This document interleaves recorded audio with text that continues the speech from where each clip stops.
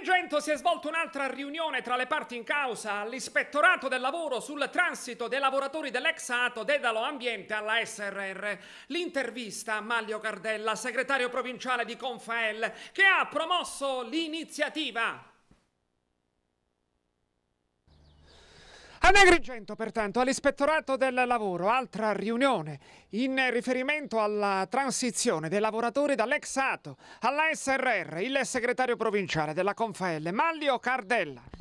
L'Ispettorato del Lavoro e la Direzione Provinciale del Lavoro stanno facendo un ottimo lavoro nel vero senso della parola, cioè avere rimesso a quel tavolo le tematiche che riguardano l'applicazione delle norme correttamente intese, così come la Confael propone già sin dal mese di dicembre, in materia di transito dei lavoratori dagli ATO in liquidazione all'SRR.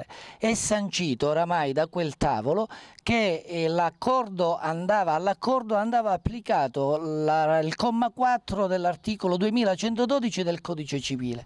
Quindi, trattandosi di questa fattispecie, i lavoratori nella sostanza dovevano transitare senza essere licenziati con passaggio diretto ed immediato.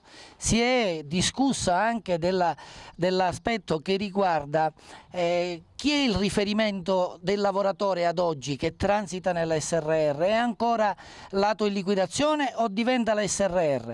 Basta fare riferimento a questo articolato per sapere che il cessionario, oggi inteso come SRR, ha la responsabilità di rispondere per intero di quanto dovuto dal cedente, inteso Dedalo, al lavoratore. E la puntualizzazione non è secondaria perché anche in materia di salari, di TFR, di indennità maturate e non corrisposte, ci viene risposto che il problema sono i comuni.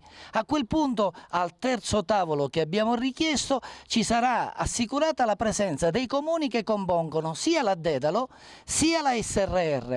Il giorno 15 giugno chiederemo chiarimenti proprio ai comuni, che sono coloro i quali, soggetti istituzionali ovviamente, ai quali viene imputato la mancata regolarità del pagamento degli stipendi.